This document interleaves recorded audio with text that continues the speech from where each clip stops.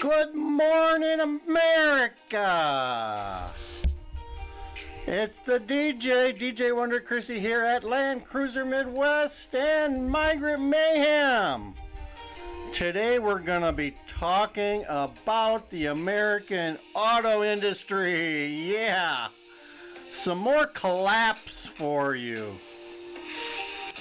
Let's get ready. Let me get the things ready to go here.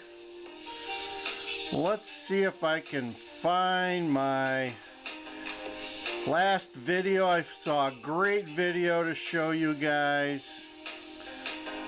Let's see if I can pull that up and we'll get going.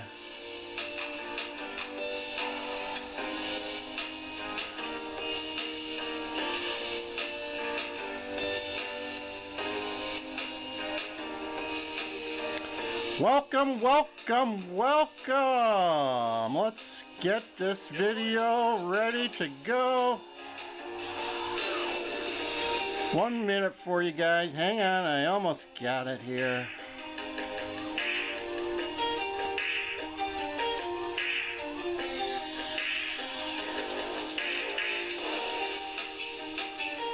There we go.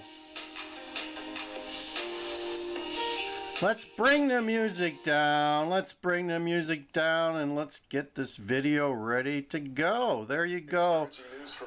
All right, so if you guys don't know, I'm really into the car industry. I love cars, but I hate Ford cars. I hate American cars too. They're kind of trashy cars, except for the high-end ones. But anyway, I've got some information from my automotive insider here, who's we got some tea leaves here. Let me get my glass out here with my tea leaves. Got some tea leaves here in my glass.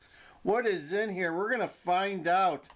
In case you don't know it, you can tell by looking at the auto dealerships around you. People are not buying new cars, let alone used cars.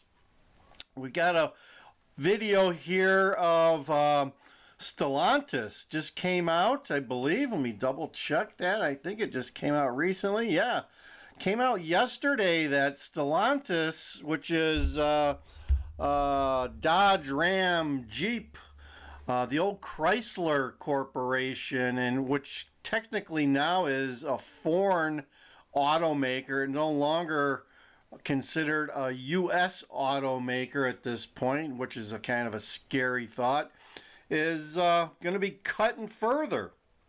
So let's dive into this video and find out more about Stellantis's massive job cuts coming up. So let's give it a whirl here. After last week's Stellantis investor meeting, CEO Carlos Tavares promised a massive cost-cutting effort.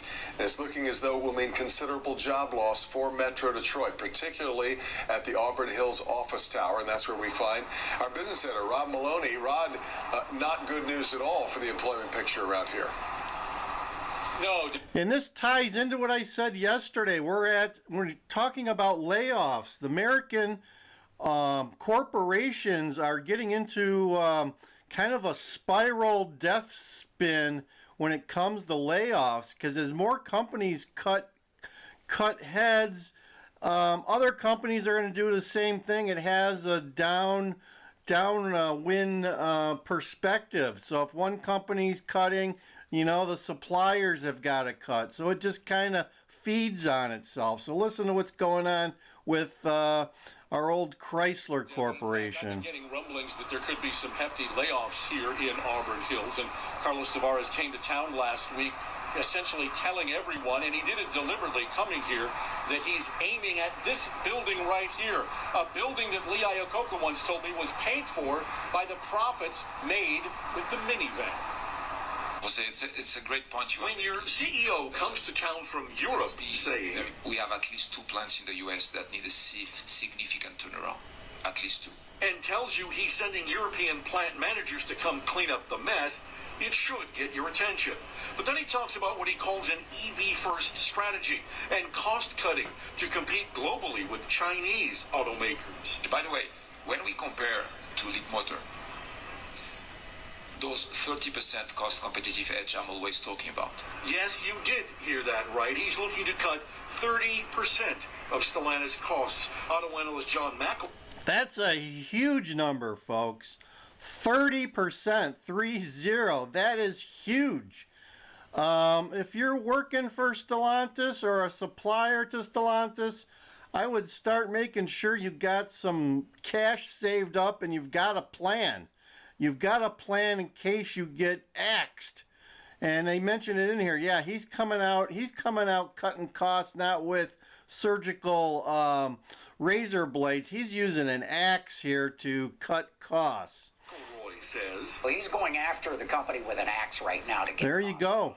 Which will no doubt send a massive shockwave through the industry. I think that the old Chrysler Group, as we've known it in Auburn Hills, is going to be a mere shadow of itself in just a couple of years. And John says the job loss is likely to be significant. But they're going to take a lot.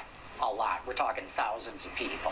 The old Chrysler Group makes the most money for Stellantis, but also is the biggest cost and set of problems, which means outsourced engineering to low-cost countries like Turkey and Morocco is on the table, which means the old headquarters building is likely headed the way of the Wren Center. Now, my information from my insider at Ford has similar information about moving. And Ford has already moved out of this country a lot of engineering. So we'll talk about that after this video. The tower almost undoubtedly will be up for sale. Stellantis doesn't need all that office space anymore. Now, I did call Stellantis Media Relations today. The building was closed for the holiday. They didn't have anybody who could respond to this. But again, I'm hearing rumblings of some big layoffs that could be coming as early as July. In the meantime, I asked John, I said, look, what does this mean for the domestic three? He says, oh, you mean Ford, GM, and Tesla? He said, Stellantis is no longer an American company. It is a foreign company. Reporting live, Rod Malone. Wow. Take those words to heart. All right, Rod. So there you go. I've had, they've all passed, but I've had relatives that worked for Chrysler for many, many years. I had a great uncle who worked in the factory and a uncle who was in the finance organization for many years, who's now passed away. But anyway, it is no longer the Chrysler that you and I know. So let's get to, you guys, y'all know that I bash Ford. Quality is job, we think about it later, is their motto. Not because I hate Ford, it's just that they make crappy stuff. My father had a Ford. When I was a kid in the 80s, he had a Ford Granada, and that thing rusted like a rust bucket within 5 years. It was a piece of dog doo-doo. And their stuff hasn't gotten much better. Granted, their trucks are probably one of their high-flying things, but there's not a lot of quality in Ford. Let's just say that. That's the truth. They are one of the most recalled auto brands in the world for years running now, and show no signs of slowing down. They don't make cars really that much anymore. They just make the Mustang, and that's about it. They got rid of the Taurus. They're a truck company at this point. So let's talk about some of the information that I'm getting from my insiders, who are telling me that half of engineering is done in Mexico for Ford. Right now, as of today, half of engineering is done in Mexico. He's saying there's 20,000 white-collar workers, engineers, and designers in a new engineering design center in Mexico City. So that sucking sound that you heard last couple of years, that was Ford quietly moving all their jobs to Mexico City. Yeah, those were